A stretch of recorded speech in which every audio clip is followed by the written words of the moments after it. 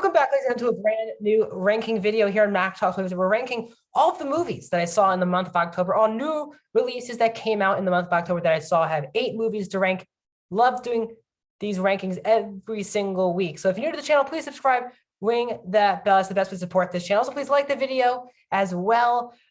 Please like the video. It's the best way to support the channel. Also, please comment down below. First of all, let me know all the movies that you saw, new releases that you saw this month, and tell me, are you excited for the month of November? What movies are you excited for in November 2021? Without further ado, because we got 8 movies, let's break down this list. Also, before I start, these are all non-spoiler reviews, as well as I've done all 8 full in-depth 8 to 15-minute videos of all of these movies. So if you want my full thoughts on it in non-spoiler fashion, you can get those videos at the end in a playlist. Also, I did see Venom September 30th on a Thursday night, so I put Venom on my September list. You can see that playlist at the end, again, at the end of the video of all my other monthly rankings. So Venom Let There Be Carnage will not be on this list, and let's get started. We're going from 8 to 1. Starting at number 8 is the Netflix movie Hypnotic, a film that I was pretty excited for because Kate Siegel is an actress who I really love in all the Mike Flanagan stuff. She's married to Mike Flanagan. This is a horror movie that I just did not have a good time with that much. Really, she is really fantastic in this movie. And the character has a lot going for her. She has a lot of loss. You get why she's going after, why she wants the therapy and the hypnosis, the therapy. But then once she starts to realize that this therapist has been doing it to other people and it's leading to their death, she wants to investigate it. And for me, this is one of the most stereotypical cliche horror films that I've seen all year long. You've seen a bunch of the characters surrounding her in all types of horror films. Dulé Hill plays a detective who, of course, is investigating the same case, right, as Kate Siegel is, and gives off a lot of information for no reason to Kate Siegel's character. Her best friend is very predictable. Her romance life is very predictable. And the actual villain you can see coming the first time you see this villain on screen for the first time. While the movie has a really good looking area, the movie is well shot. The locations of the therapy sessions and the main couple houses are really, really well shot and beautiful to look at. And while our lead actress is giving it her all and she's playing a very likable character, the rest of the movie surrounding her is not that enjoyable, with the most cliche and stereotypical horror tropes and horror characters that you will see all year. Coming in 7th place, did not think I would be doing this, it's Halloween Kills. Now, this is a movie that's been very divisive. I see a lot of people really enjoy this movie. I've seen a lot of people think it's average, just a post-credit scene of the first movie, and some people just don't like this movie. And I normally fall in the middle, but I'm actually on the side of don't like this movie. I give this a negative review, a 2 out of 5 stars. I just didn't have a great, I think the movie is fun still. It's an easy film to watch. When Michael Myers is on screen, I'm very much drawn to the screen. His kills are even more violent than in the first film. He's fun to watch. Jamie Lee Curtis is fun to watch. I think Judy Greer is better than she was in the first film. But sadly for me, it's what the story, it's just, this movie doesn't feel that necessary. It feels like a film in a franchise that was made to set up the finale. As I said, this film does at times just feel like a post-credit scene to the first film, because Laurie Strode and Michael Myers never see each other, never in the same room for the entire film. Jamie Lee Curtis is basically just in the hospital for about actually she is, for the entire movie, she's in the hospital. And that was a bit disappointing because there wasn't just, the movie had a hard time finding who was our main hero going up against Michael. Because obviously the movie needs to sell you on the emotion, because you know there's a third one and you know Michael and Laurie have to be there for the third movie.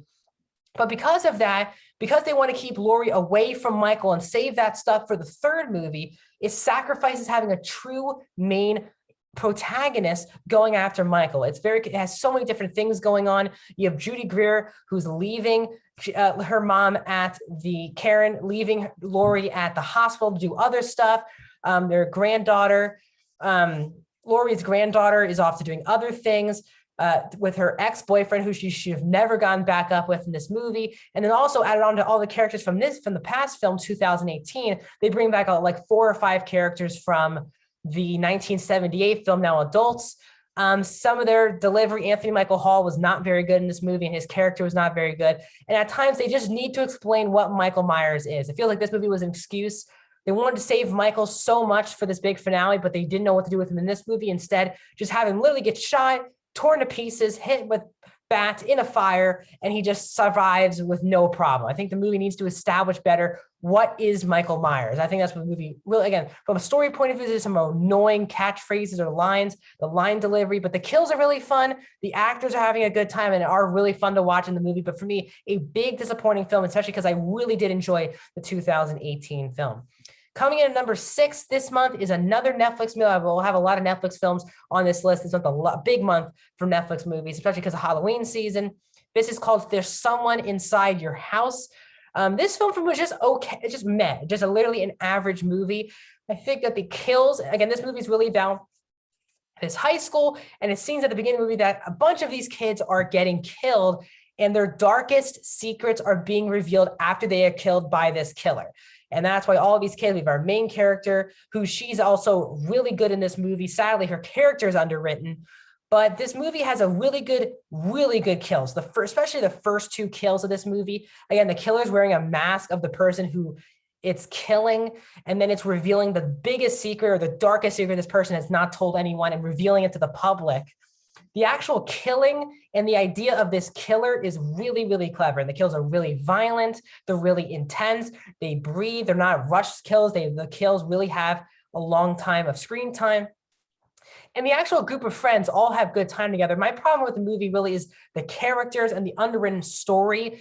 Our main character has this dark secret that I was actually interested in, but her romance with her love interest, I didn't feel like they had any chemistry on screen together, and they just didn't feel like a couple whatsoever. Some of the other kids in this group feel very one note, and the big twist on who the villain is, you could have seen coming a mile away. I had like 1 or 2 people who I thought it would be, and now it was one of the choices. So it's a pretty predictable villain who plays it extremely cheesy. So I think that overall, while the predictability is not there, the movie's just a mixed bag for me. It has some really good stuff and also some really bad stuff in it as well. That's why I have it as an average movie. So I was going to have about another average movie on Netflix, and that was Night Teeth, a film that I probably thought would be last, maybe even in the whole year. Heading into this film, I really had bottom of the barrel expectations for the Netflix movie. Maybe that's why I have it as an average movie so high. I actually had a lot more fun than I thought with this film. The main actor is really good in this movie. He was in Bumblebee, and then shockingly, it's really the first time I thought Debbie Ryan was really good at anything outside of Disney Channel, and I thought she did a really good job. But the main actor, Jose Lenenborg Jr., was excellent. And why the movie works as an average film is because these 2 actors are the entire reason why you're watching this film. Their emotion, the chemistry between Benny and Blair, who's played by Lenenborg and Debbie Ryan, they have amazing chemistry. You buy why she wants to have this friendship with this boy and why they want to take it to the next level, romantic level. And their chemistry together is really great. And you really care about them making it out of this movie. As I said, the movie also has some really fun, again, kills to it. The actual plot, I like that the movie just goes right into it and the idea of there's so much lore here, and that's kind of the most disappointing part of this film. This film has a lot of lore, how Boyle Heights basically is there's a treaty about vampires and humans not being together, not, staying apart from each other. And the villain played by Alfie Allen was not that intriguing, a really waste of Sydney Sweeney and Megan Fox. They have one scene, obviously it's together, but their one scene, while great, is the only scene they're in the entire movie. I thought Zoe, played by Lucy Fry, was a bit too over the top to buy that I didn't really buy her and Blair's relationship that much, their friendship that much. I just didn't like it. And the whole brother subplot, Jay, played by Will Castillo, just did not work for me. I did not feel his whole subplot. Every time he was on screen alone with his people trying to chase Alfie Allen, just didn't care because I wanted to see Jose Lenenborg Jr. and Debbie Ryan together on screen for every shot. So for me, I had a lot more fun than it did. The acting isn't particularly great other than those 2 performances. And while the lore is there, the movie does not explore that. So let's keep moving on this list to number 4. Again, another Netflix film, and that will be The Guilty. This came out on October 1st, about a month ago. I saw this movie actually a month from today. The Guilty is a movie that I feel like I like a lot more than most people. I think it's an extremely solid movie on Netflix. I think Jake Gyllenhaal provides one of the best performances I've seen all year long. Could be an Oscar-nominated performance for me for Jake Gyllenhaal. This film's about how he's a 911 person on the other end of the phone, and he's been going through a lot. He has a court case the next day. But when Riley Keough's character is on the phone with him, he wants to help her get out of this situation. And he is the only, this film has a great cast, but he is on screen for the whole entire movie of Riley Keough, Ethan Hawke, Paul Dano. All these other actors are all voice performances on the phone because you're with Gyllenhaal for the full 95 minutes, whatever the movie is. And it's must watch because Jake Gyllenhaal is really terrific in this movie. He has a great emotion. You feel why he's all over the place mentally. He has this wife and kid that he keeps calling during the night. He's staying up late. He has a court case the next day that you're learning about throughout the entire film. And the emotion of being that intense in a 911 call, in a possible capture, kidnapping thing, to have his intensity is really good during this movie. I thought Jake Gyllenhaal was fantastic. My main issue with the film is that it does take a bit too long to understand Jake Gyllenhaal's court case the next day. It just feels like a forced added into the movie. And there's a big twist on what happens with the actual phone call, the result of Riley Keough's character and Ethan Hawke's character. You can kind of see what was happening. And for me, that was a bit of a disappointment. But overall, Jake Gyllenhaal it's an extremely solid 3.5 out of 5 for me. Let's go to our top 3. And I think the best Netflix movie of the month is my most recent film that I reviewed. And that was Army of Thieves, the Army of the Dead prequel, starring Dieter. And Dieter, who was in Army of the Dead, is a prequel to Army of the Dead, where Dieter is the main character. Now not just he's the main character, the actor Matthias, he is also the director of this movie. And what really worked for me, very similar to Night Teeth, but this is actually better than Night Teeth, what worked for me is this main two relationship. And that's the relationship between Dieter and Gwen, played by Natalie Emmanuel, who is by far one of the best parts of this entire movie. Definitely the best movie performance I've seen from Emmanuel in her entire career. She's really good in the movie, and her chemistry with Dieter, with Matthias, is really, really well done. You feel their friendship and you feel the romance, and you really just feel why she cares about him and why he cares about her. He really listens to her, and she's always had this relationship with this cage guy who's right here.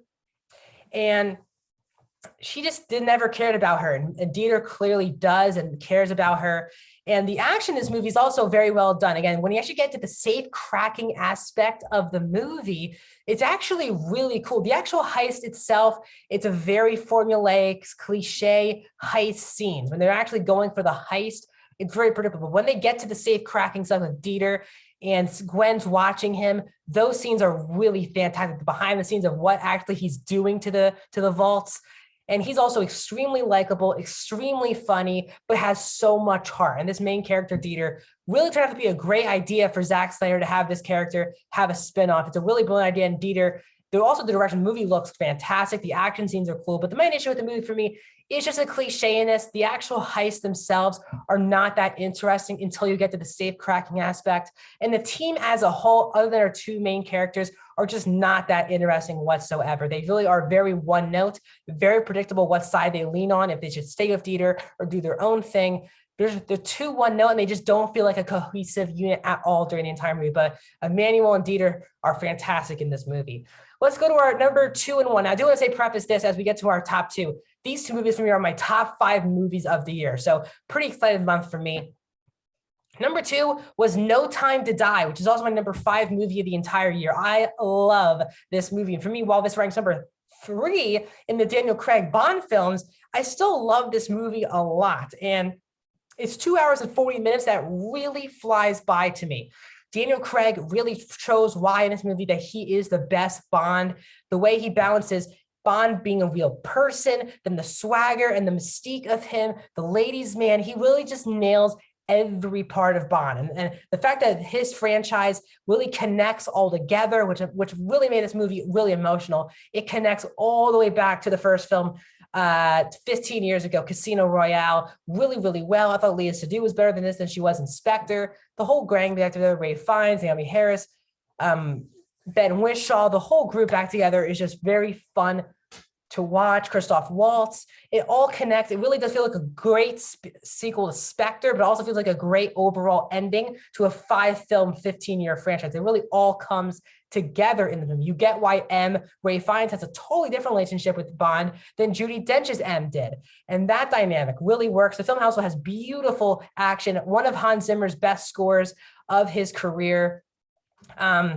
It's a really great Bond score. The film, again, beautiful, is really fascinating. One issue with the movie is I thought Rami Malek's villain was very underwhelming. He really is not in the movie that much. And while you feel his presence, he's another Bond film that just wants to basically, instead of using these plants to destroy everyone, it's a very stereotypical Bond villain, which is why this movie could have been even in the top 2 Bond Daniel Craig films, but sadly it can't. But overall, I really love this movie, and I'm happy a lot of you guys did as well. But number 1 movie, not just of the month of October, but my number 1 movie of the entire year is Dune, which I believe is absolutely fantastic from start to finish. So happy Dune Part 2 got announced. So excited for the TV show because I absolutely love this movie from start to finish. It's 2.5 hours that, to me, really moved.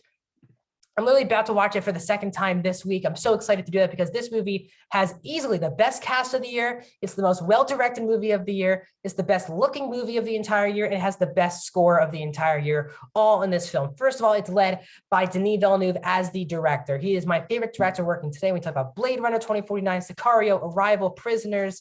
He's an excellent director. And he really is top tier here with this film because this film has so epic and it's so big and has so many characters. But at times, yes, does it at times feel like a setup movie where we don't have a full conclusion to the story?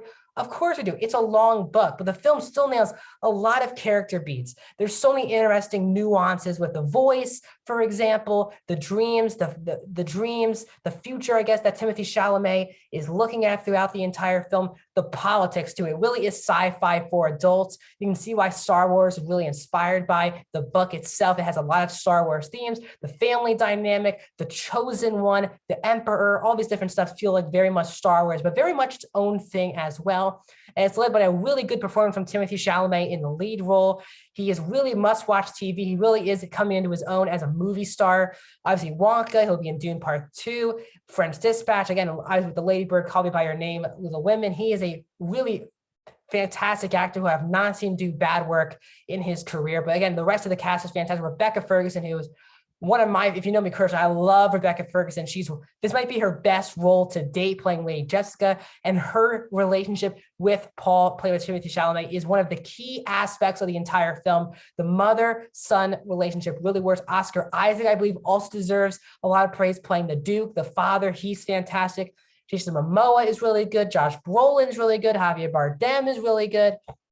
Zendaya in very small screen time is very good. Stellan Skarsgård as one of the villains of the movie, he's really good. This cast is fantastic, and there's so much lore, and they did so much with the sandworms, the Furman, the politics of it all, what the Emperor's plans are, and what it means to be the chosen one, and what is the responsibility both of the Duke, Oscar Isaac's character, and what's the duty of Lady Jessica for her people. And you get all those things, and Paul is at the center of it with a big, big future ahead of him. And I can't wait for Part 2, and I can't wait for the Lady Jessica show coming to HBO Max very, very soon. So that's my thoughts on this month's ranking. Thank you guys so much for joining me. Let me know your ranking in the comment section down below. Like the video, subscribe. With some of my other reviews. All these movies have full in-depth reviews on that playlist right there. My other monthly rankings, including September, where Venom, Let There Be Carnage is involved, right there. A lot of videos coming down the line. My Eternals review will be Thursday. 2 Netflix movie reviews, one on Wednesday, one on Friday. Box office breakdown show every single Monday. I'll see you guys soon.